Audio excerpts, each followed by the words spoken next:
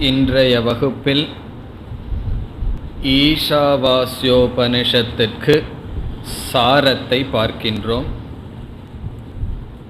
இந்த உபனிஷத் 18 மந்திரங்களை கொண்டதாக இருக்கின்றது.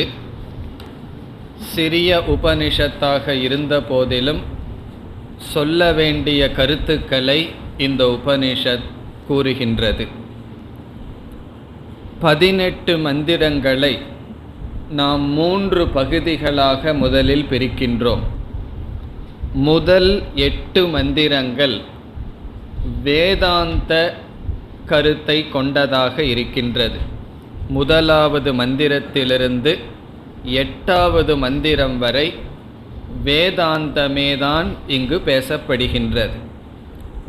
பிறகு 9வது மந்திரத்திலிருந்து 14வது மந்திரம் வரை கர்ம உபாசனம் என்ற தலைப்பின் கீழ் சில கருத்துக்கள் பேசப்படுகிறது.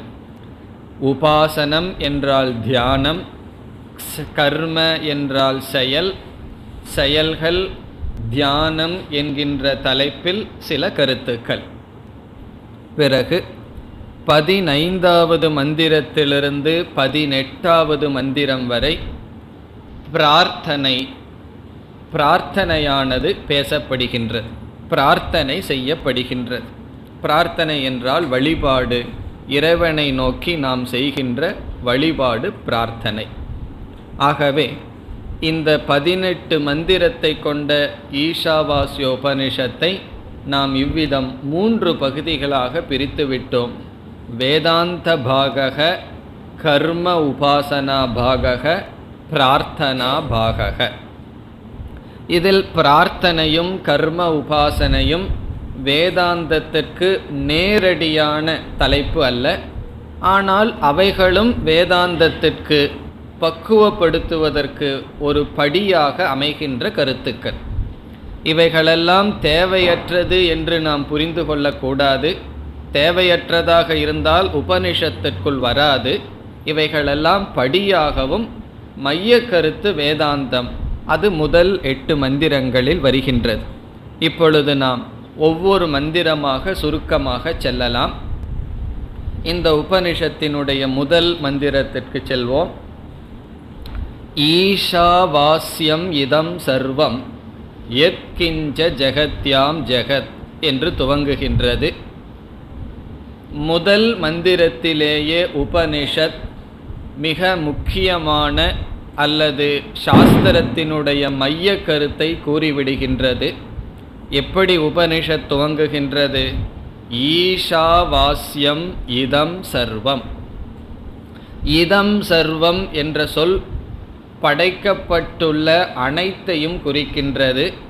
இந்த உலகத்தில் இருக்கின்ற அனைத்தும் என்ன என்ற சந்தேகம் வரும்பொழுது ஈஷாவாஸ்யம், இறைவனால் வியாபிக்கப்பட்டுள்ளது. ஈஷா என்றால் இறைவனால், வாஸ்யம் என்றால் அது வியாபிக்கப்பட்டிருக்க வேண்டும். ஆகவே படைக்கப்பட்டுள்ள இவை அனைத்தும் இறைவனால் வியாபிக்கப்பட்டிருக்கின்றது.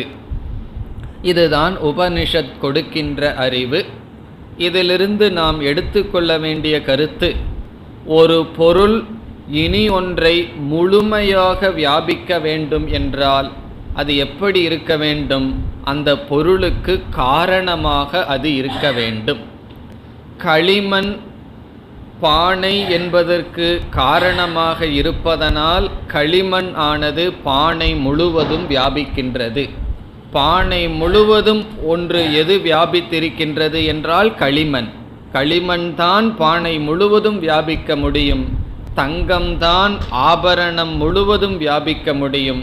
அப்படி என்றால் அந்த களிமண் பானைக்கு உபாதான காரணம். அதே போல இந்த பிரபஞ்சம் முழுவதும் இறைவனால் வியாபிக்கப்பட்டுள்ளது என்பதிலிருந்து உபனிஷத் இறைவன் இந்த உலகத்திற்கு காரணமாக இருக்கின்றார் என்று அறிமுகப்படுத்துகின்றது. பிறகு இதே சொல்லை நாம் வேறு கோணத்திலும் பொருள் பார்க்கலாம். வாஸ்யம் என்றால் வியாபிக்கப்பட்டுள்ளது என்று ஒரு பொருள், இனியொரு பொருள் வாஸ்யம் என்றால் மூடப்பட வேண்டும்.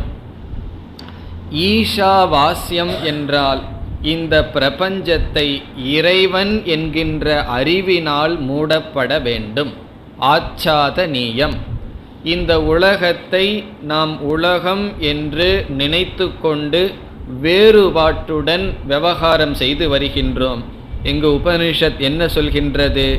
இறைவன் என்கின்ற புத்தியினால் இந்த அகில பிரபஞ்சத்தையும் மறைத்துவிடு என்றால் இருமையை தியாகம் செய்து பார்ப்பதெல்லாம் ஈஸ்வர சொரூபமாக உணர்வாயாக.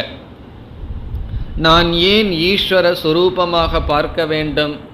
முதல் சொன்ன பதில், அதாவது ஈஸ்வரன் காரணமாக இருக்கின்றார், ஈஸ்வரனே அனைத்துமாக காட்சியளிக்கின்ற காரணத்தினால், ஈஸ்வரனே இருக்கின்ற காரணத்தினால் ஈஸ்வரனையே நீ பார் என்பது உபதேசம். பிறகு இந்த ஞானத்தை அடைந்தாகிவிட்டது. அடைந்த இந்த ஞானத்தை எப்படி காப்பாற்றுவது? வாழ்க்கையில் எப்பொழுதுமே 2 படிகள் இருக்கின்றது. ஒன்று பிராப்திகி, இனி ஒன்று ரக்ஷணம். ஒன்றை நாம் அடைதலுக்கு எவ்வளவு முயற்சி செய்கின்றோமோ அதே முயற்சி தொடர்ந்து இருந்தால்தான் அதை நாம் காப்பாற்றி வைக்க முடியும். பொருளை சம்பாதிக்கிறதுக்கு எவ்வளவு முயற்சி தேவையோ அதே முயற்சி செய்துட்டு இருந்தால்தான் பொருளை ரட்சிக்க முடியும். இந்த அறிவை நாம் அடைந்தாகிவிட்டது, அதை எப்படி காப்பாற்றிக் கொள்வது?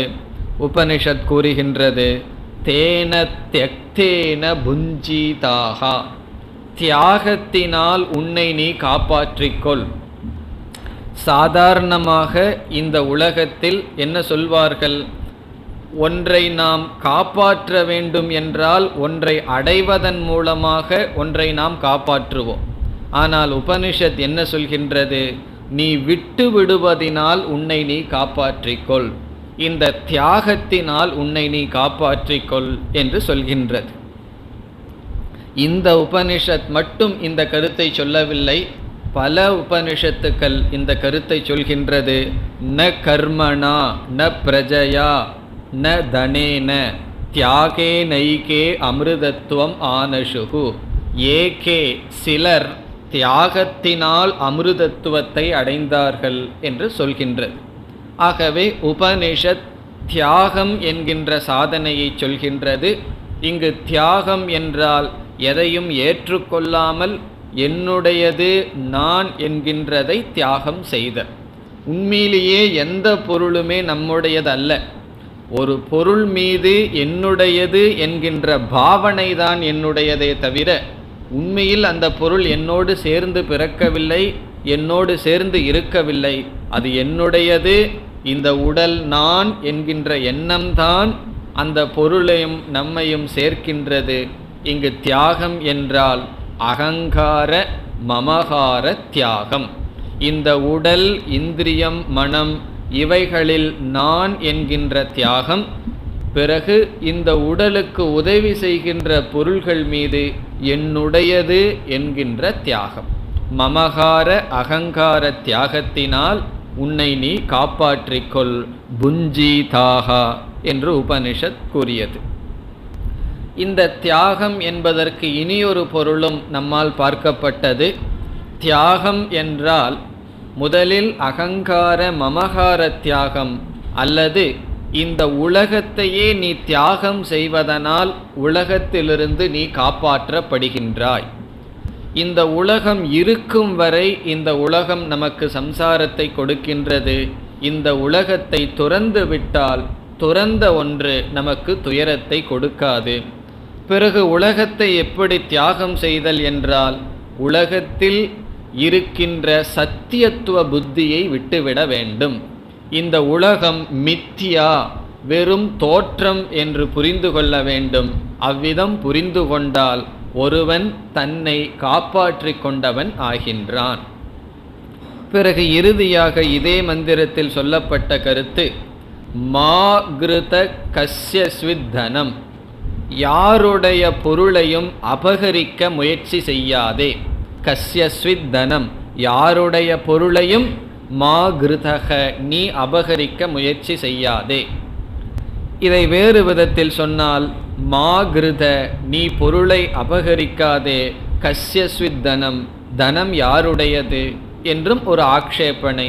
தனம் என்று ஒன்று கிடையாது, எல்லாமே ஆத்மாவாக இருப்பதனால் எதையும் ஆசைப்பட விரும்பாதே, மற்றவர்களுடைய பொருளில் இச்சை கொள்ளாதே என்று சொல்கின்ற. அதாவது நமக்கென்று சில பொருள்கள் இருக்கும் பொழுது நமக்கு மற்றவர்கள் பொருள் மீது ஆசை வராது.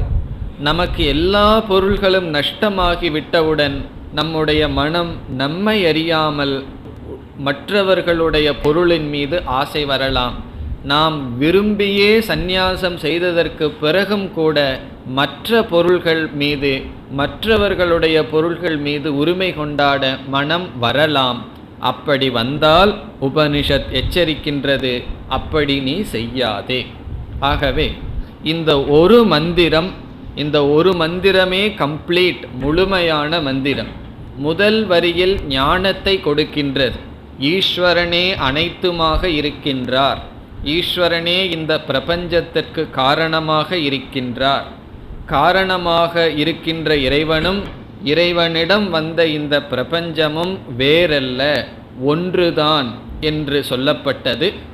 பிறகு இந்த ஞானத்தை எப்படி காப்பாற்ற வேண்டும் என்றால், என்னென்ன சாதனைகள் செய்து இந்த ஞானத்தை அடைந்தாயோ அதே சாதனையை தொடர வேண்டும், அல்லது தியாகத்தினால் தான் ஒருவன் தன்னை காப்பாற்றிக் கொள்ள வேண்டும் என்று சொல்லி, தனம் என்று ஒன்று கிடையாது, பொருள் என்று ஒன்று கிடையாது, அல்லது மற்றவர்களுடைய பொருளை இச்சை கொள்ளாதே என்று கூறப்பட்டது.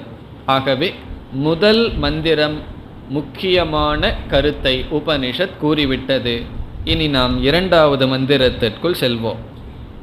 இந்த உபனிஷத் சின்ன உபனிஷத்தாக இருக்கிறதுனால ஒவ்வொரு மந்திரமாகவே நாம் சென்று சாரத்தை பார்ப்போம்.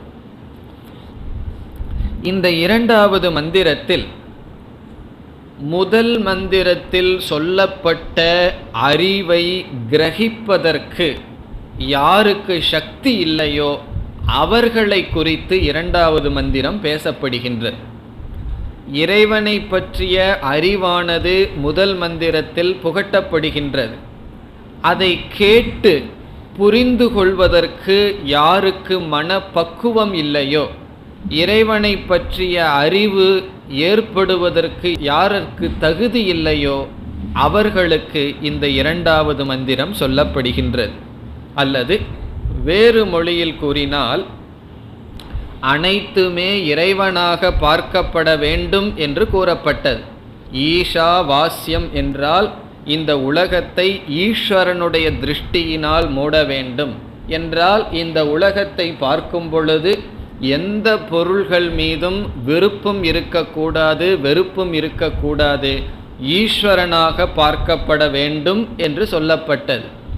ஒரு கால் என்னால் ஈஸ்வரனாக இந்த உலகத்தை பார்க்க முடியவில்லை, உலகத்தை பார்க்கும் பொழுது எனக்கு விருப்பு வெறுப்புகள் தான் வருகின்றது என்று இந்த உலகம் அனைத்தும் ஈஸ்வரன் என்கின்ற புத்தியினால் பார்ப்பதற்கு முடியவில்லை என்றால், மனதிற்குள் இருக்கின்ற விருப்பு வெறுப்புகள் இந்த பார்வைக்கு தடையாக இருக்கின்றது என்றால் நான் என்ன செய்வது என்ற கேள்வி வரும் பொழுது இரண்டாவது மந்திரம் சொல்கின்றது, குர்வன்னேவேக கர்மாணி ஜிஜீவிஷேத் சதகும் சமாஹா.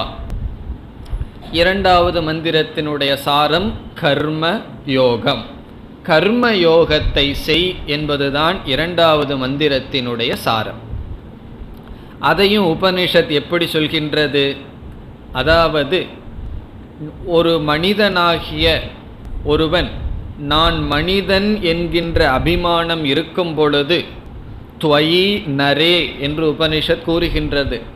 நான் மனிதன் என்கின்ற ஷரீர அபிமானம் இருந்து மற்ற ஜீவராசிகள் தன்னிடமிருந்து வேறுபட்டவர்கள் என்ற எண்ணத்துடன் இருமை மனதில் திருடமாக பிடித்திருந்து விருப்பு வெறுப்புடன் இருக்கின்ற உனக்கு ஒரு கதி, நீ இந்த நிலையிலிருந்து வர வேண்டும் என்றால் என்ன செய்ய வேண்டும்? கர்மாணி குர்வன், செயல்களை செய்து கொண்டே 100 வருடம் வாழ்வதற்கு ஆசை கொள்ள வேண்டும். இங்கு உபனிஷத் நீ 100 வருஷத்துக்கு வாழணும்னு ஆசைப்படுன்னு சொல்லலை. அந்த ஆசை ஏற்கனவே இருக்கின்றது. நான் தீர்காயுள், அதிக காலம் வாழ வேண்டும் என்ற ஆசை இருக்கின்றது. அந்த ஆசை இருப்பதில் தவறு கிடையாது. அந்த நீ வாழ விரும்புகின்ற காலத்தில் எப்படி வாழ வேண்டும்?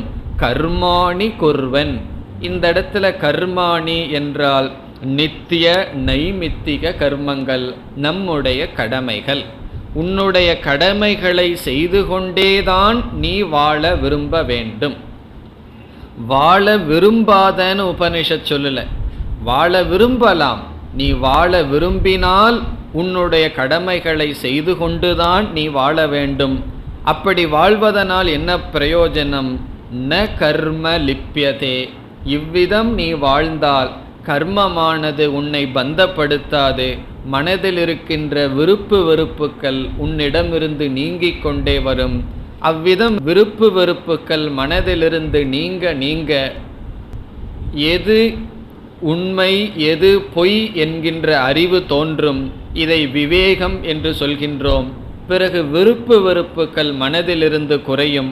உண்மையை அறிய வேண்டும் என்ற ஆசை வரும். நமக்கு தகுதி வரும். சுருக்கமாக கூறினால், பிறகு மீண்டும் முதல் மந்திரத்தை கேட்டால் அது நமக்கு அறிவை கொடுக்கும். ஆகவே இந்த 2வது மந்திரம் கர்மயோகம். இது எதற்கு என்றால், முதல் மந்திரத்தில் சொன்ன அறிவை அடைவதற்கான தகுதியை அடைவதற்காக சொல்லப்படுகின்றது. ஆகவே முதல் மந்திரம் நிவிருத்தி மார்க்கமும் 2வது மந்திரம் பிரவிற்த்தி மார்க்கத்தையும் கூறுகின்றது. பிரவிற்த்தி மார்க்கம் என்றால் சமுதாயத்திற்குள் இருந்து கடமைகளை செய்து நம்மை பண்படுத்துவது. நிவிருத்தி மார்க்கம் என்றால் ஞான யோகம், இறைவனை பற்றிய அறிவை அடைதல்.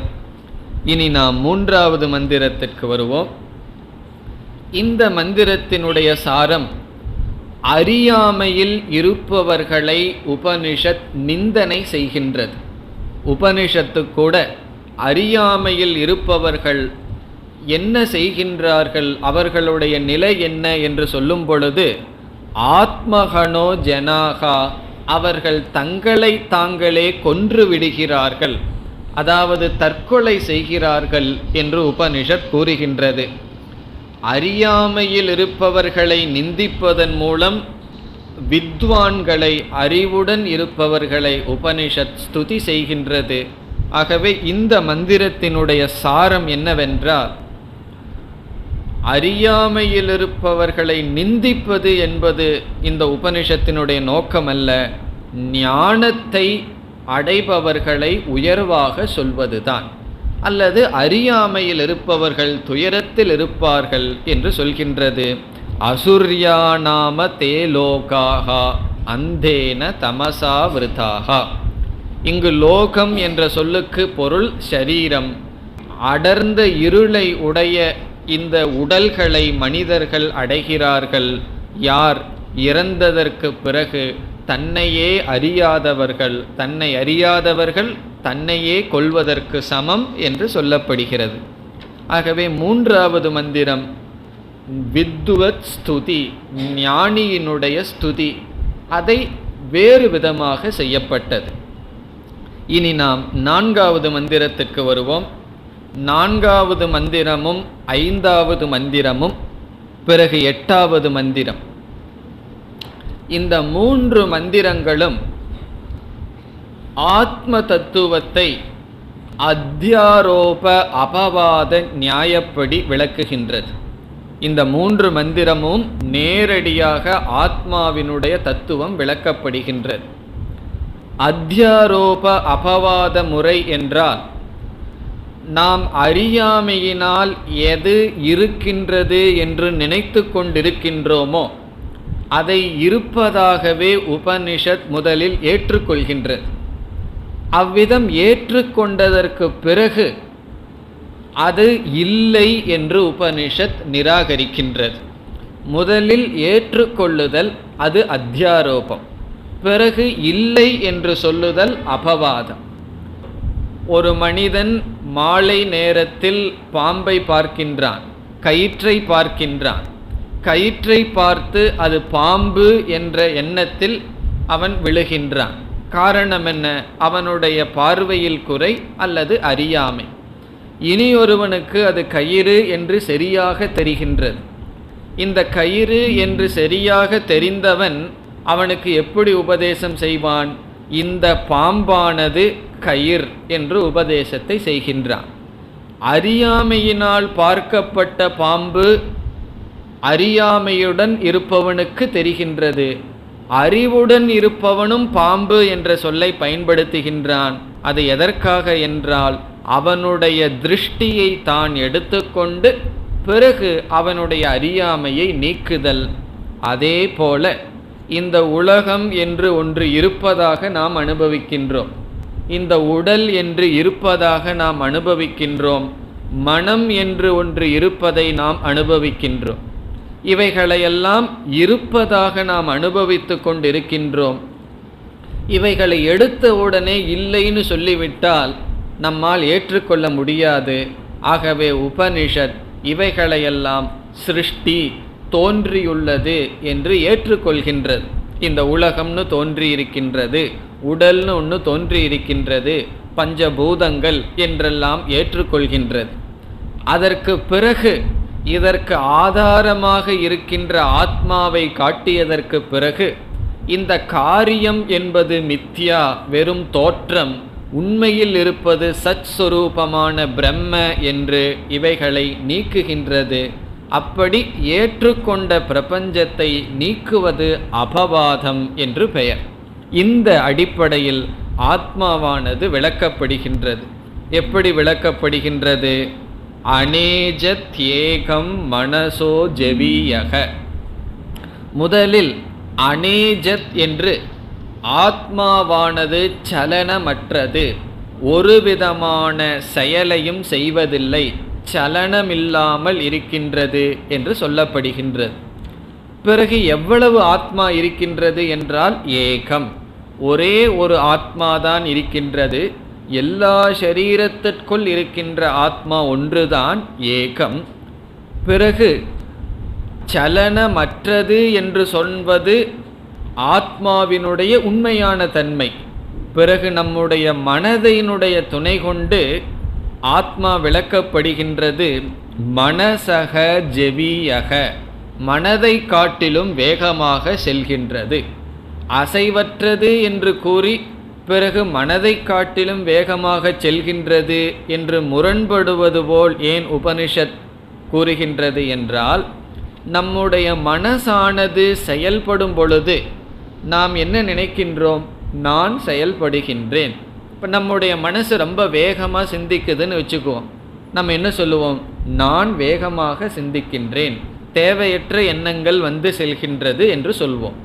ஆகவே மனதினுடைய செயல் என்னுடைய செயலாகி விடுகின்றது. இந்த உடலினுடைய செயல் என்னுடைய செயலாகி விடுகின்றது. ஆகவே நாம் அறியாமையில் உடலினுடைய செயல் நம்முடைய செயலாக இருக்கின்றது. இந்த உடல் செயல்பட வேண்டுமென்றால் ஆத்மாவினுடைய சந்நிதானத்தில் தான் இந்த உடலானது செயல்படும். ஆகவே உடலின் துணை கொண்டு ஆத்மா விளக்கப்படுகின்றது. மனதை காட்டிலும் வேகமாக செல்கின்றது என்றால், மனம் வேகமாக செல்ல வேண்டுமென்றால் நீ ஆகின்ற ஆத்மா காரணம் என்று மனம் வேறு ஆத்மா வேறு என்று உபதேசம் செய்கின்றது.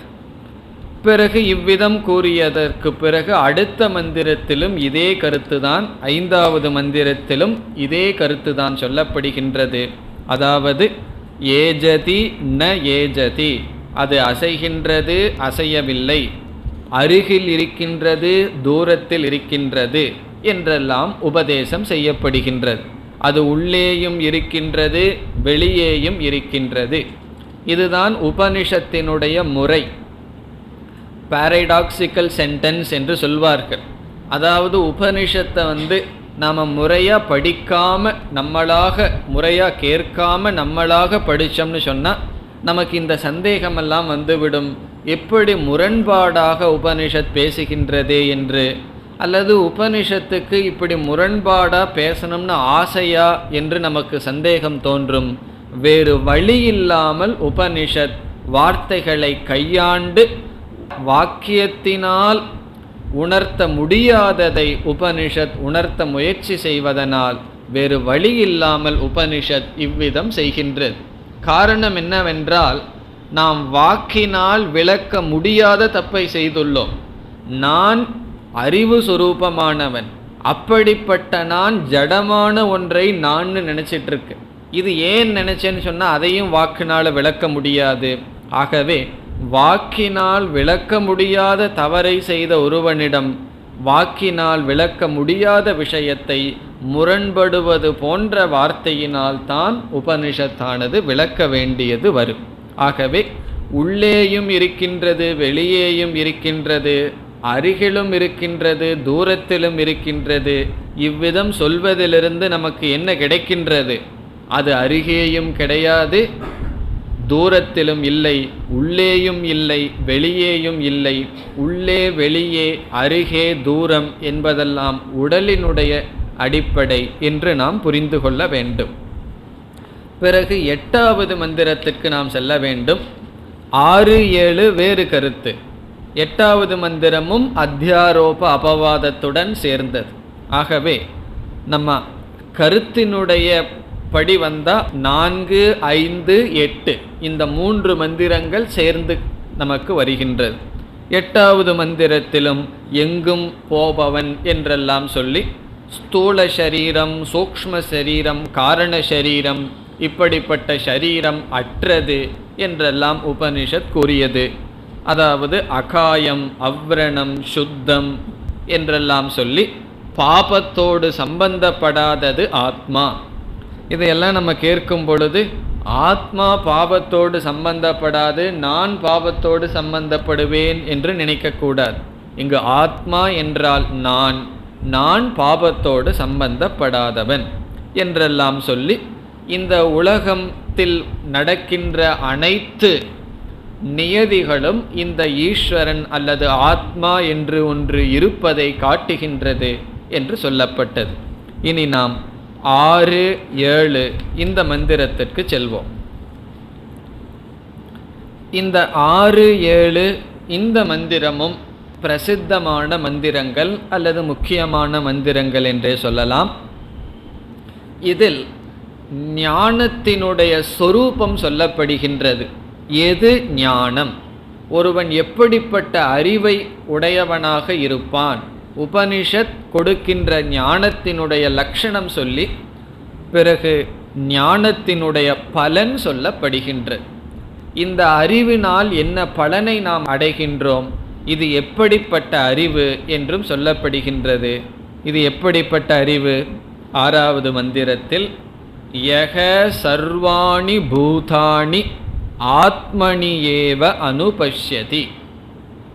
யக என்றால் எவனொருவன், சர்வாணி பூதாணி எல்லா ஜீவராசிகளையும், ஆத்மனி ஏவ அனுபஷ்யதி தன்னிடத்திலேயே பார்க்கின்றானோ, எவன் எல்லா ஜீவராசிகளையும் தன்னிடத்தில் பார்க்கின்றானோ, அதே சமயத்தில் சர்வபூதேஷு ஆத்மானம் எல்லா ஜீவராசிகளிடத்திலும் தன்னை பார்க்கின்றானோ, இதுதான் ஞானத்தினுடைய சொரூபம். அதற்கு பிறகு வருவது பிரயோஜனம். ததோன விஜுகுப்சதேங்கிறது பிரயோஜனம். இது ஞானத்தினுடைய சொரூபம் என்ன? தன்னை எல்லா ஜீவராசிகளுக்குள்ளும் பார்த்தல், எல்லா ஜீவராசிகளுக்குள் தன்னையும் பார்த்தல். இதனுடைய பொருள் என்ன? ஒரு உதாரணம் மூலமாக பார்க்கப்பட்டது. அலையானது தன்னை எல்லா விதமான அலைகளுக்குள்ளும் எப்பொழுது பார்க்கும், எல்லா விதமான அலைகளையும் தன்னிடத்தில் எப்பொழுது பார்க்கும் என்றால், இந்த அலைக்கு நான் யாருங்கிற அறிவு வந்திருக்கணும். இந்த கடலில் இருக்கின்ற அலைக்கு அறிவு இருக்கிற மாதிரி நம்ம கற்பனை பண்ணுவோம். அந்த ஒரு சிறிய அலை இந்த எல்லா அலைகளையும் தன்னிடத்திலும், பிறகு எல்லா அலைகளுக்குள் தானையும் பார்க்க வேண்டும் என்றால் என்ன அறிவு அந்த அலைக்கு வர வேண்டும்? நான் உண்மையில் தண்ணீர் சொரூபம்.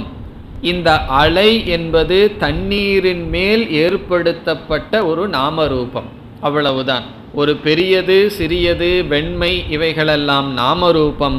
நான் தண்ணீர் சொரூபமாக இருக்கின்றேன். இந்த ஞானம் அந்த அலைக்கு வந்ததுன்னு வச்சுக்குவோம். அந்த அலை எப்படி பார்க்கும்? தன்னையே எல்லா இடத்திலும் பார்க்கும். இதனால் என்ன பிரயோஜனம்ங்கிறத பிறகு சிந்திப்போம். ஆகவே ஞானம் என்பது அபேத புத்திகி, பேதமில்லாத அறிவுதான் ஞானம். இந்த பேதத்தை உபனிஷத்தோ சாஸ்திரமோ சொல்ல வேண்டிய அவசியம் இல்லை. சில பேர் உபனிஷத்தை படிச்சுட்டு அல்லது சில மதங்களிலே பல வருடங்கள் உபனிஷத்தை படிச்சுட்டு முடிவு என்ன சொல்வார்கள்? ஜீவாத்மாவாகிய நீயும் பரமாத்மாவும் வேறு, இந்த உலகமும் நீயும் வேறு என்று உபதேசத்தை முடிப்பார்கள். அதற்கு நம்ம படிக்க வேண்டிய அவசியம் இருக்கின்றதா? காரணம் என்னவென்றால், படிக்கிறதுக்கு முன்னாடியே எனக்கு இந்த ஞானம் இருக்கு. படிக்கிறதுக்கு முன்னாடியே ஈஸ்வரன் வேறு ஆத்மா வேறுன்னு தான் நினச்சிட்டு இருக்கேன். 10 வருஷம் உபனிஷத் படித்து என்ன முடிவு பண்ணுறேன்? ஆத்மா வேறு ஈஸ்வரன் வேறு. பிறகு அந்த படிப்பில் என்ன பிரயோஜனம்? ஒரு பிரயோஜனமும் கிடையாது. ஆகவே பேத புத்தி, வேறு என்கின்ற அறிவு ஏற்கனவே நமக்கு இருக்கு. அதை நாம் புதிதாக உபனிஷத்திலிருந்து பெற வேண்டும். அது நமக்கு அனுபவத்தில் கிடையாது, சொந்த அறிவிலும் அது வரப்போவதில்லை. ஆகவே இங்கு அபேத திருஷ்டியானது சொல்லப்படுகின்றது. எல்லா ஜீவராசிகளும் நானும் ஆத்மாவினுடைய அடிப்படையில் ஒன்று, வேறு அல்ல. ஆகவே நம்மையே நாம் பார்க்க வேண்டும் என்றால் எல்லா ஜீவராசிகளிடமும் நம்மை நாம் பார்க்க வேண்டும். இந்த ஞானம் இருந்தால் என்ன பிரயோஜனம் நமக்கு வருகின்றது?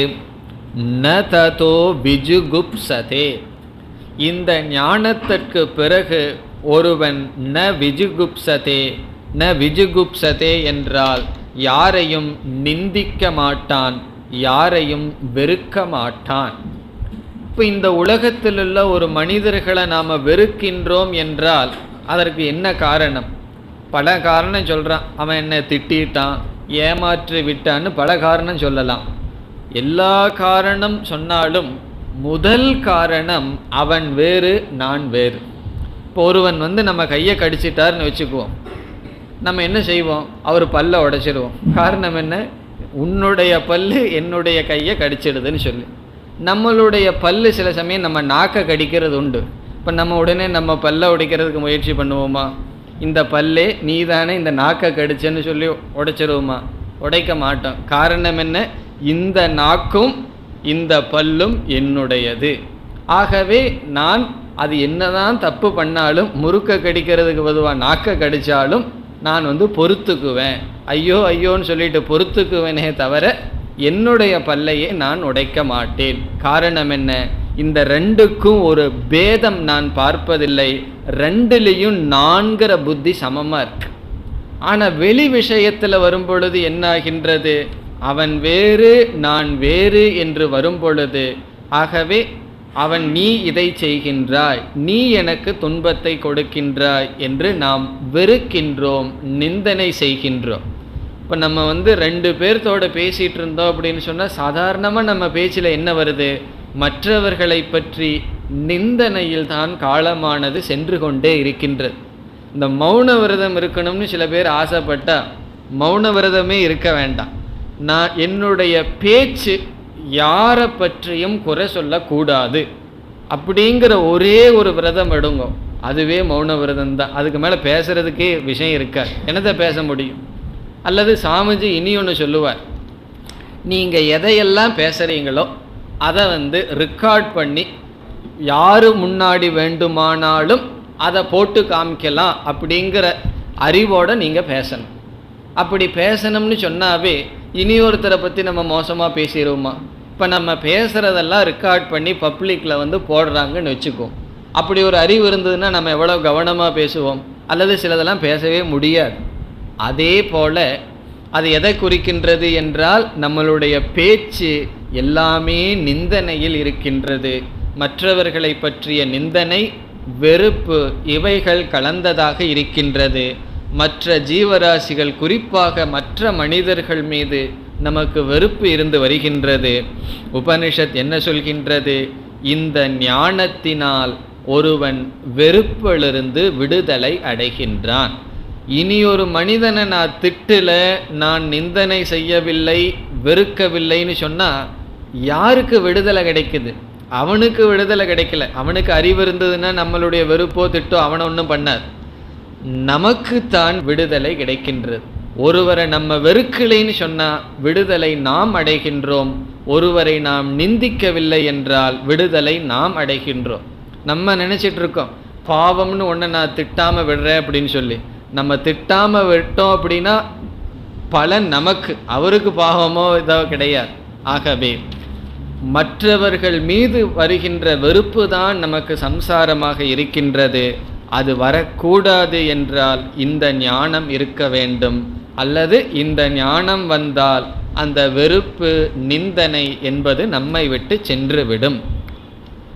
ஆகவே எல்லா ஜீவராசிகளிலும் தன்னை பார்த்தால், ஒவ்வொரு ஜீவராசியை பார்க்கும் பொழுது அதில் தன்னை நான் என்கின்ற புத்தியை பார்த்தால் வெறுப்பானது சென்றுவிடும். இது வெளியே சொல்கிற விஷயம் அல்ல. எல்லாத்தையும் பார்த்துட்டு நீயே நான் சொல்லிட்டு இருக்க வேண்டிய அவசியம் இல்லை. இது அந்தரங்கம், மனதில் இருக்கின்ற ரகசியம். உபனிஷத்துன்னு சொன்னாவே ரகசியம். நம்முடைய பக்குவம், நம்முடைய பார்வை நமக்கு தெரிஞ்சா போதும். நம்மளுடைய அறிவில் பேதம் கிடையாது. விவகாரத்தில் யாருக்கிட்ட இப்படி பேசுகிறோமோ, ஒரு திருடங்கிட்ட இப்படி நடந்துக்கணுமோ அப்படி நம்ம நடந்துக்கிறோம். அல்லது மற்றவர்கள்கிட்ட அவரவர்களிடம் நம்மளுடைய சூழ்நிலைக்கு தகுந்தாற்போல் நடந்து கொள்கின்றோம். நமக்குள் வெறுப்பு கிடையாது. இது நமக்குள் வர்ற பிரயோஜனம். அதனால தான் உபனிஷத்து தன்னை பற்றியது. நமக்கு எப்படிப்பட்ட பிரயோஜனம் என்பதுதான் உபனிஷத் பேசும். பிறகு இதே கருத்து 7வது மந்திரத்திலும் வருகின்றது. யஸ்மின் சர்வாணி பூதானி ஆத்மா ஏவ அபூத் விஜானதக. யஸ்மின் சொன்ன எந்த காலத்தில் அல்லது எந்த மனிதனிடத்தில், எந்த காலத்தில் எல்லா ஜீவராசிகளும் ஆத்மா ஏவ அபூத், ஆத்மாவாகவே மாறிவிட்டதோ, தானாகவே ஆகிவிட்டதோ, யாருக்கு? விஜானதக, இந்த தத்துவத்தை அறிந்தவனுக்கு. இந்த முதல் வரியானது சென்ற மந்திரத்தில் சொன்ன அதே கருத்துதான், ஞான சொரூபம். எந்த காலத்தில் இந்த ஞானம் ஏற்படுகின்றதோ தத்ர, அந்த காலத்தில், அல்லது எந்த மனிதனிடத்தில் இந்த ஞானம் வருகின்றதோ அந்த மனிதனுக்கு கக மோகக கக சோகக, அதாவது சோகமும் இல்லை மோகமும் இல்லைன்னு உபனிஷத் சொல்ல வர விரும்புது. அதை எப்படி சொல்லுது? ஏது சோகம் ஏது மோகம். இப்படி ஏது சோகம் ஏது மோகம்னு சொல்றது நிச்சயத்திற்காக உபனிஷத் சொல்கின்றது. ஒரு கருத்தை அது இல்லைன்னு சொல்றது ஒரு விதமான உபதேசம். ஏது அது என்று கேள்வி மூலமாக சொல்வது இல்லை என்பதை நிச்சயிக்கின்றது. அவனுக்கு மோகமும் கிடையாது, சோகமும் கிடையாது. ஏகத்துவம் அனுபஷ்யதக, ஒன்றையே பார்த்து கொண்டிருக்கின்ற, ஒன்றாக பார்த்து கொண்டிருப்பவனுக்கு மோகமும் இல்லை, சோகமும் இல்லை. இந்த சோக நிவிருத்தி, மோக நிவிருத்தி என்பதுதான் வேதாந்தத்தினுடைய பிரயோஜனம். இந்த வேதாந்தம் படிக்கிறதுனால வேற பிரயோஜனம் வராது. வேற பிரயோஜனம் எதுக்கு? சோகமும் மோகமும் இல்லைன்னு சொன்னால் எனக்கு வேற என்ன வேணும்னு கேட்போமா? ஆகவே மனதில் இருக்கின்ற சோக நிவிருத்தி, புத்தியில் இருக்கின்ற மோக நிவிருத்தி. இந்த மோகம்ங்கிறது புத்தியில் இருக்கிற நிவிருத்தி, சோகம்ங்கிறது மனசில் இருக்கிற ஒரு சம்சாரம். இந்த இரண்டும் கிடையாது. இப்போ சோகமும் இல்லை மோகமும் இல்லை. இந்த இடத்துல சோகம்னு சொன்னால் உடம்புல வர்ற வலி வேற, சோகம்ங்கிறது வேற. இப்போ வேதாந்தம் படித்ததுக்கப்புறம் தலைவலிக்காதான்னு கேட்கக்கூடாது. ரொம்ப கவனமாக கிளாஸ் கேட்டாவே தலைவலிக்கலாம். அதை நிவர்த்தி ஆகும்னு சாஸ்திரம் சொல்லலை. இந்த இடத்துல சோகம்ங்கிறது சொன்னால் எனக்கு விட்டதேன்னு அந்த வலிக்கு மேலே ஒரு வலி வந்துட்டுருக்கு.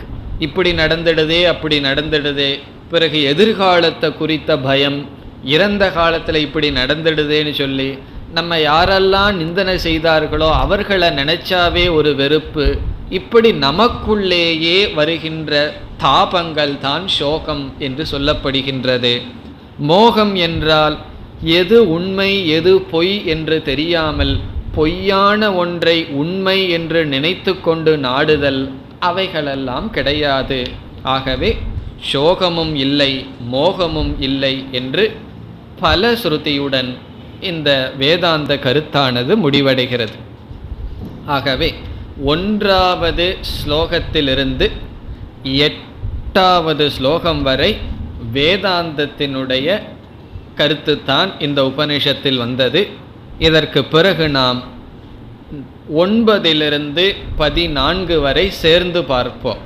ஏன்னா இந்த மந்திரத்தில் தனித்தனியாக நாம் செல்ல வேண்டாம், இந்த எல்லா மந்திரங்களையும் சேர்ந்து என்ன சொல்கின்றது என்று பார்த்த கருத்துதான் மீண்டும் ஞாபகப்படுத்துவோம்.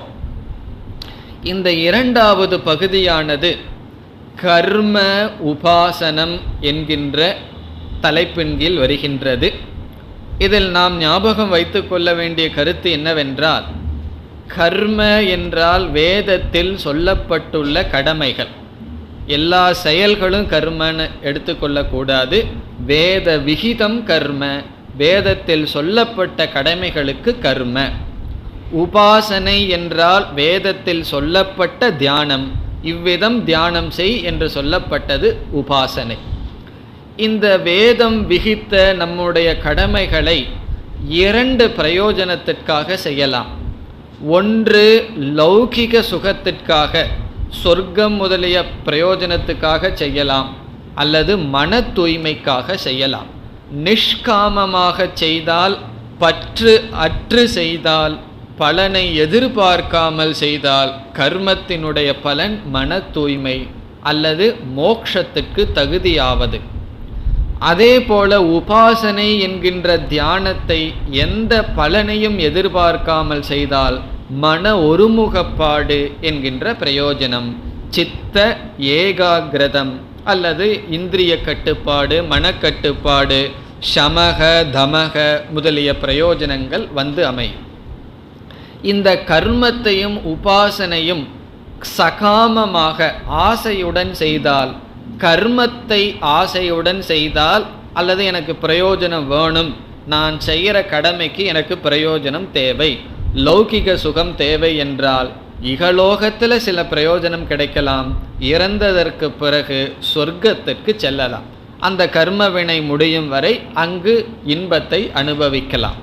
ஆகவே கர்மத்தினுடைய பலன் சொர்க்கலோகம், உபாசனையினுடைய பலன் சொர்க்கலோகத்தை விட மேலான லோகம் அல்லது பிரம்மலோகம் என்றும் நாம் எடுத்துக்கொள்ளலாம். பிரம்மலோகமோ அல்லது லோகங்களே, உயர் லோகங்கள் பல லோகங்கள் இருக்கின்றது. அவை எப்படிப்பட்ட உபாசனைக்கு? ஆசையுடன் செய்யப்பட்டால் அல்லது அனிமாதி முதலிய சித்திகளெல்லாம் கிடைக்கும். ஜோசியம் பார்க்குற புத்தி நமக்கு கிடைச்சிடும், எதிர்காலம் நமக்கெல்லாம் தெரியலாம், அல்லது சில சித்திகள் கிடைக்கலாம், அப்படியே பறக்கலாம், இந்த மாதிரிலாம் வரலாம். இதெல்லாம் கேட்டுடனே நமக்கு என்ன வரணும்? வைராகியம்தான் வரணுமே தவிர ஆசை வரக்கூடாது. இவைகளெல்லாம் சகாமத்தினுடைய பிரயோஜனம். பிறகு நிஷ்காமமாக செய்தால் நம்ம என்ன பிரயோஜனம்னு பார்த்தோம். இப்போ இந்த பகுதியில் உபனிஷத் என்ன பேசுகின்றது என்றால், ஒருவன் கர்மத்தை மட்டும் செய்தால் என்ன பலன், உபாசனை மட்டும் செய்தால் என்ன பலன் என்று பேசிவிட்டு இந்த இரண்டையும் சேர்ந்து செய்தால் என்ன பலன் என்று பேசுகின்றது. அதற்கு நாம் பார்த்த சொல் சமுச்சயம் என்ற சொல்.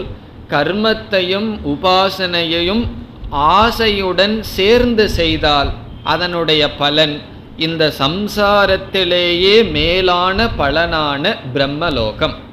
அந்த பிரம்மலோகம்தான் இந்த சம்சார மண்டலத்தில் மேக்சிமம் பிரயோஜனத்தை என்ன அடையலாம்? பிரம்மலோகம். அந்த லோகத்திற்கு ஒருவன் செல்கின்றான். சென்று என்ன செய்கின்றான்? அங்கு அவனுக்கு வைராகியம் இருந்தால் அங்கே சாஸ்திரம் படித்து முக்தியை அடைகின்றான். அந்த முக்தியை சாஸ்திரம் கிரம முக்தி என்று பேசுகின்றது. இப்போ பிரம்மலோகத்துக்கு போயிட்டோம்னு வச்சுக்கோ, அங்கே சென்று அங்கேயே ஒருவன் ஞானத்தை அடைவதற்கும் வாய்ப்புண்டு. அல்லது அங்கே போயும் இங்கே இருந்த வைராகியம்ங்கிறது அங்கேயும் வராமல் இருந்ததுன்னு வச்சுக்குவோம். அப்போ என்ன செய்வார்கள்? அந்த லோகத்தில் இருப்பவர்கள் மீண்டும் பூலோகத்திற்கு தள்ளி விடுவார்கள். ஆகவே பிரம்மலோகத்திற்கு சென்று அங்கு என்ன செய்யலாம்? அங்கேயும் ஞானத்தை அடையலாம் அல்லது திரும்பி வரலாம். இது முதல் பகுதியில் பேசப்பட்டது. கர்மமும் உபாசனமும் சேர்ந்து செய்தால் பிரம்மலோகம். பிறகு அடுத்ததாக 2 உபாசனைகளும் சேர்ந்து செய்தால் என்ன பலன் என்று சொல்லப்பட்டது. இந்த மந்திரங்களெல்லாம் நமக்கு அதிகமாக புரியல அப்படின்னா பிரச்சனை கிடையாது. காரணம், இது எதை பற்றி பேசுகின்றது? சகாமத்தை பற்றி பேசுகின்றது. ஆசையுடன் இவைகள் செய்யப்பட்டால் இதுதான் பலன் என்று சொல்லப்படுகின்றது. இனி நாம் இறுதியாக பிரார்த்தனைக்கு வர வேண்டும். கடைசி பகுதி, அதாவது 15 முதல் 18 வரை. இந்த உபனிஷத்தினுடைய கடைசி 4 மந்திரங்கள் பிரார்த்தனையுடன் அமைந்துள்ளது. இந்த பிரார்த்தனையிலும் கூட 15, 16 இந்த 2 மந்திரங்கள் 2 விதமான பிரார்த்தனையாக நாம் எடுத்துக்கொள்கின்றோம். ஒன்று, ஆசையுடன் கர்மத்தையும் உபாசனையையும் செய்தவன் என்ன செய்ய விரும்புகின்றான்? இறந்ததற்கு பிறகு பிரம்மலோகம் செல்ல வேண்டும் என்று விரும்புகின்றான். காரணம், அங்கிருக்கின்ற பொருள்களை, சூழ்நிலையை அனுபவிக்க வேண்டும். ஆகவே அவன் பிரார்த்தனை செய்கின்றான், பிரம்மலோகத்திற்கு செல்கின்ற மார்க்கம் எனக்கு தேவை, அங்கு எந்த தடையும் இருக்கக்கூடாது. இப்போ நம்ம முயற்சி செய்து உழைத்து விடுகின்றோம், அதற்கு தகுந்த பிரயோஜனத்தை அடையும் பொழுது வேறு யாரும் குறுக்க வந்துடக்கூடாது. ஆகவே தடையில்லாமல் பிரம்மலோகத்திற்கு செல்ல வேண்டும். அந்த பாதையானது சூரிய தேவனால் காக்கப்படுவதனால் சூரிய தேவனை குறித்து பிரார்த்தனை செய்கின்றான். நீங்கள் எங்களுக்கு பிரம்மலோகத்திற்கு செல்வதற்கு பாதையை அமைத்து கொடுங்கள் என்றெல்லாம் பிரார்த்தனை. அது யார் பிரார்த்தனை செய்கிறார்கள்? உபாசனையையும் கர்மத்தையும் செய்தவன். அல்லது 15, 16 இந்த 2 மந்திரங்களும் வேதாந்தத்திற்கு வந்த முமுக்ஷு செய்கின்ற பிரார்த்தனையாக நாம் கொள்ளலாம். அது எப்படி முமுக்ஷு பிரார்த்தனை செய்வான் என்றால், நாம் ஒவ்வொரு உபனிஷத்திலும் முதலில் சாந்தி பாடத்தை படித்து வருகின்றோம். இந்த உபனிஷத்தில் தான் சாந்தி பாடமாக இருந்திருக்காது, அது அசாந்தி பாடமாக இருந்திருக்கும். பூர்ணமத பூர்ணமிதம் அது சாந்தி பாடம் மாதிரி இல்லை, அதுவே தத்துவம் மாதிரி இருந்தது. மற்ற உபனிஷத்திலையெல்லாம் பத்ரங்கர்ணேபி ஸ்ருணுயாம தேவாகா ஆப்யாயந்து மமாங்காணி ஷன்னோ மித்ரஷம் வருணகனெல்லாம், என்னுடைய கண்கள் நல்லதை பார்க்கட்டும், காது நல்லதை கேட்கட்டும், உடல் ஆரோக்கியமாக இருக்கட்டும் என்று உபனிஷத் மாணவன் பிரார்த்தனை செய்கின்றான். தான் எடுத்துக்கொண்ட லட்சியத்தில் எந்த தடையும் இல்லாமல் செல்ல வேண்டும் என்பதற்காக. அப்படிப்பட்ட பிரார்த்தனையாக எடுத்துக்கொள்ளலாம். நமக்கு அதுதான் முக்கியம். ஆகவே அந்த கண்ணோட்டத்தில் 15வது மந்திரத்தை பார்த்தால் என்ன பொருள் நமக்கு கிடைக்கின்றது? ஹிரண்மயேன பாத்ரேன சத்யஸ்ய அபிஹிதம் முகம். சத்தியமான பிரம்மத்தினுடைய தத்துவமானது ஹிரண் தங்கத்தை போன்ற ஒளியினால் மறைக்கப்பட்டுள்ளது. இதனுடைய பொருள் என்ன? இந்த உலகத்தில் இருக்கின்ற விஷயங்கள் அது தங்கத்துக்கு சமம், இந்த தத்துவத்தை மறைக்கின்றது. இப்போ கிளாஸுக்கு போகலாமா, அல்லது டிவியில் நமக்கு பிடிச்ச ஒரு படம் ஓடுதுன்னு வச்சுக்கோம், அது சாமி படமாகவே இருக்கலாம். என்ன தோணும்? இந்த மழை வர்ற மாதிரி இருக்குது, இங்கேயே உட்காந்துக்கலான்னு சொல்லி என்ன தோணிரும்? நம்மளை அறியாமல் வேறு சாதனையை செய்து விடுவோம், வேதாந்த சாதனையை செய்வதற்கு விட்டு விடுவோம். அல்லது ஏதோ ஒரு காரணம், இந்த உலகத்தில் இருக்கின்ற பொருள்கள் நம்மை இழுத்து கொண்டே இருக்கின்றது, 5 இந்திரியங்களும் நம்மை கவர்ந்து கொண்டே இருக்கின்றது. விவேக சூடாமணியில் சங்கரர் சொல்லுவார், ஒவ்வொரு ஜீவராசிகளும் ஒவ்வொரு இந்திரியத்தில் பலகீனம் இருக்கிறதுனால இறந்து விடுகின்றது. மீனுக்கு நாக்கில் பலகீனம் இருக்கிறதுனால இறந்து விடுகின்றது. அப்படி ஒவ்வொரு ஒரு விட்டில் பூச்சிக்கு கண்ணில் பலகீனமாக இருக்கிறதுனால போய் அதில் விழுந்து சாகுதுன்னு சொல்லி 5 உதாரணம் சொல்கிற. ஒவ்வொரு ஜீவராசிகளும் ஒவ்வொரு இந்திரியத்தில் பலகீனம் இருக்கிறதுனால அது மேலே வரல. இந்த மனுஷனுக்கோ 5லேயும் பலகீனம் இருக்குது. அவன் இருந்தும் இன்னும் உயிரோடு இருக்கான்னா அது பெரிய ஆச்சரியம்னு சொல்கிறார். ஆகவே நாக்கிலையும் பலகீனம் இருக்குது, கண்ணிலையும் பலகீனம், காதலையும் பலகீனம், இப்படி 5 இந்திரியத்திலையும் பலகீனம் இருந்தும் பொழைச்சிட்டு இருக்கானேன்னு சொல்கிறார். அது என்ன? அதான் ஹிரண்மயேன பாத்திரம். இந்த 5 இந்திரியங்களில் இருக்கின்ற பலகீனம் நம்மை கவர்ந்து கொண்டே இருக்கின்றது. ஆகவே என்ன சொல்றான்? தத்துவம், அந்த கவர்ச்சியை என்னிடமிருந்து நீங்கள் எடுத்து விடுங்கள். சத்திய தர்மாய திருஷ்டையே, சத்தியம் முதலிய நல்ல குணங்களை பின்பற்றி இருக்கின்ற எனக்கு நீங்கள் என்ன செய்ய வேண்டும்? என் மனதில் இருக்கின்ற மோகத்தை நீக்க வேண்டும். இந்த உலகத்தில் எந்தெந்த பொருள்களெல்லாம் என்னை கவர்கின்றதோ அந்த பொருள்கள் அந்த சக்தியை இழந்து விட வேண்டும். எந்த பொருளை பார்த்தாலும் அது என்னை மோகத்துள் ஆழ்த்தக்கூடாது. இது ஒரு நல்ல பிரார்த்தனை. பிறகு 16வது மந்திரத்திலும் இதே கருத்துதான். எந்த பொருளினாலும் நான் மோகத்தினுடைய வசத்தில் விழுந்துவிடக்கூடாது என்பதுதான். பிறகு கடைசி 2 மந்திரத்திற்கு சென்றால்,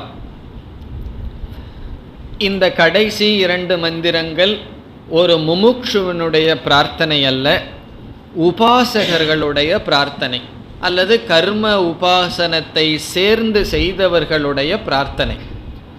ஒருவர் வாழ்நாள் முழுவதும் உபாசனை செய்து வருகின்றார். இப்படிப்பட்ட மனிதர்களையெல்லாம் நம்ம நன்கு பார்க்கலாம். அதாவது பூஜை செய்து கொண்டு வருவார்கள், ஜபம் தொடர்ந்து செய்து வருவார்கள், நேர்மையான வாழ்க்கை வாழ்வார்கள், தன்னுடைய கடமைகளை செய்து வருவார்கள். ஆனால் அவர்களுக்கு துரதிர்ஷ்டவசமாக ஒரு குரு கிடைக்காமல் இருந்திருக்கலாம், அல்லது அவர்களுடைய மனதில் இருக்கின்ற ஒரு பாபத்தினால் அல்லது பலகீனத்தினால் வேறு சில காரணத்தினால் வேதாந்தத்திற்கு வராமல் இருப்பார்கள். தியானந்தான் முக்கியம்னு சொல்லுவார்கள், பூஜை செய்வது தான் முக்கியம் என்று நினைத்து வருவார்கள். இவைகளெல்லாம் நாம் முக்கியம் இல்லை என்று சொல்லவில்லை, இவைகளெல்லாம் படி என்பது அவர்களுக்கு புரியாது. இவைகளே முழுமை என்று அவர்கள் நினைத்து வருவார்கள். அவர்கள் வாழ்நாள் முழுவதும் தியானம் ஜபம் செய்து வந்தவர்கள் மீண்டும் நல்ல லோகம் செல்ல வேண்டுமென்றால் உபனிஷத் அல்லது சாஸ்திரம் இனியொரு நிபந்தனை விதிக்கின்றது. அந்த நிபந்தனை இறக்கின்ற காலத்திலும் அதே எண்ணத்தில் இருந்து இறக்க வேண்டும். ஒருவர் முறையாகவே ஜபம் செய்து வந்தால் கண்டிப்பாக அந்த எண்ணத்தில் தான் இறப்பார்கள், அதில் சந்தேகமே கிடையாது. அது கடைசி காலத்தில் பார்த்துக்கலாம் அப்படின்னு சொன்னால் அது முடியாது. பல காலங்கள் ஜபம் அல்லது தியானம் பூஜை அதே சிந்தனையில் இருந்து வந்தவர்கள் கடைசி காலத்தில் அதே எண்ணத்துடன் தான் இறப்பார்கள். ஆகவே கடைசி 2 மந்திரம் மரணப்படுக்கையில் இருக்கும் பொழுது அவன் பிரார்த்தனை செய்கின்றான். மற்ற நேரத்தில் செய்கிற பிரார்த்தனை அல்ல, மரணப்படுக்கையில் இருந்து கொண்டு என்ன பிரார்த்தனை செய்கின்றான்? என்னுடைய மனமானது நான் செய்த நல்லதையும் உபாசனையையும் மட்டும் இந்த காலத்தில் நினைக்க வேண்டும், வேறு ஒன்றோ லௌகிகமோ என்னுடைய மனதில் புகுந்து விடக்கூடாது என்று பிரார்த்தனை செய்கின்றான். வாயுகு அனிலம் அமிர்தம். வாயுகு என்றால் தன்னுடைய மூச்சு காற்றானது அமிர்தம் அனிலம் சமஷ்டி காற்றுடன் அல்லது ஹிரண்ய கர்ப்பன் அந்த தேவதையுடன் கலக்கட்டும். இதம் ஷரீரம் பஸ்மாந்தகம், என்னுடைய ஷரீரமானது சாம்பலாகட்டும். இது அவன் தியானிக்கின்றான், பயமெல்லாம் கிடையாது. இதை படிச்சுன்னா யாருக்கும் பயம் வந்துடக்கூடாது. என்ன உபனிஷத் திடீர்னு நம்மளையே பயப்படுத்துதேன்னு சொல்லி, அதாவது என்னுடைய ஷரீரமானது சாம்பலாகட்டும், அதுவே ஒரு ஆகுதியாக ஆகட்டும். என்னுடைய காற்றானது மூச்சு காற்றானது சமஷ்டியுடன் சேர்ந்து விடட்டும். பிறகு ஓம் கிரதோ ஸ்மர கிருதம் ஸ்மர. கிரதோ என்பதற்கு 2 பொருள். அக்னி தேவனையை குறித்து சொல்லலாம், அல்லது நம்முடைய மனம். நம்முடைய மனசிடமே நம்ம பேசுகிறோம், மனமே கிருதம் ஸ்மர, நீ வாழ்க்கையில் செய்த இதுவரை செய்த நல்ல கர்மங்களையும் உபாசனையையும் நினை. எப்பொழுது? இறக்கின்ற தருவாயில். கிருதம் ஸ்மர கிருதம் ஸ்மர, நீ இதுவரை செய்ததை நினைப்பாயாக. அதாவது எந்த தேவதையை நான் வழிபட்டு வந்தேனோ அந்த தேவதையே என்னுடைய மனதில் இருக்கட்டும். பிறகு கடைசி மந்திரத்திற்கு வந்தால் அக்னி தேவனிடம் பிரார்த்தனை செய்யப்படுகின்றது. அக்னே நய, அக்னி தேவனே என்னை நீ அழைத்து செல். நய என்றால் நீ அழைத்து செல். துவம் நய, நீ என்னை அழைத்து செல். எதன் வழியாக? சுபதா, நல்ல மார்க்கத்தில் அழைத்து செல். தேவயானத்தில் அழைத்து செல். எந்த மார்க்கத்தில் சென்றால் நான் பிரம்மலோகத்திற்கு செல்வேனோ அந்த மார்க்கத்தில் என்னை அழைத்து செல். எதற்காக? ராயே, என்னுடைய கர்ம பலனை நான் அனுபவிக்க வேண்டும். என்னுடைய கர்ம பலனை நான் அனுபவிப்பதற்காக என்னை நீ அழைத்து செல். நீ நாங்கள் செய்த அனைத்து உபாசனையையும் கர்மத்தையும் அறிவீர். ஆகவே என்னுடைய கர்ம பலனை நீ மனதில் கொண்டு என்னை அழைத்து செல். பிறகு இனியொரு பிரார்த்தனை செய்கின்றான். எங்களிடம் ஏதாவது சில பாபங்கள் தங்கியிருந்தால் யுயோதி, அதை நீ விளக்குவீராக. என்னுடைய பிரார்த்தனையே ஒரு பிராயஷ்சித்தமாக கொண்டு எங்களிடம் ஏதாவது ஒரு பிரார்த்தனை இருந்தால் அதை நீங்கள் நீக்க வேண்டும். பூயிஷ்டாம் தே நம உக்திம் விதேம, நான் இப்பொழுது மீண்டும் மீண்டும் உங்களுக்கு நமஸ்காரத்தை செய்கின்றேன். காரணம் என்ன? நமஸ்காரத்தை செய்கிறேன்னு சொல்லலை, நமஸ்காரமான வாக்கியத்தை சொல்கிறேன்னு சொல்கிறார். நமஸ்காரம் பண்ணுறதுக்கு கூட இப்போ சக்தி கிடையாது. மரணப்படுக்கையில் இருக்கும் பொழுது நமஸ்கார வாக்கியத்தை நான் சொல்கின்றேன், நமஸ்கார வச்சனத்தை நான் சொல்கின்றேன். என்ன செய்ய வேண்டும்? நல்ல மார்க்கத்தில் என்னை நீங்கள் அழைத்து செல்ல வேண்டும். இதெல்லாம் யாருக்கு? உபாசகனை செய்து வேதாந்த கருத்து புரியாதவர்களுக்கு, வேதாந்த விசாரம் செய்யாதவர்களுக்கு அல்லது செய்ய முடியாதவர்களுக்காக இந்த பிரார்த்தனை. இவ்விதம் இந்த உபனிஷத் முக்கியமாக வேதாந்த கருத்தையும் பிறகு கர்ம உபாசனம் இவைகளுடன் இறுதியாக பிரார்த்தனையுடன் இந்த உபனிஷத் முடிவடைகின்றது. ஓம் பூர்ணமத பூர்ணமிதம் பூர்ணாத் பூர்ணமுதச்யதே பூர்ணஸ்ய பூர்ணமாதாய பூர்ணமேவாவசிஷ்யதே. ஓம் சாந்தி சாந்தி சாந்தி.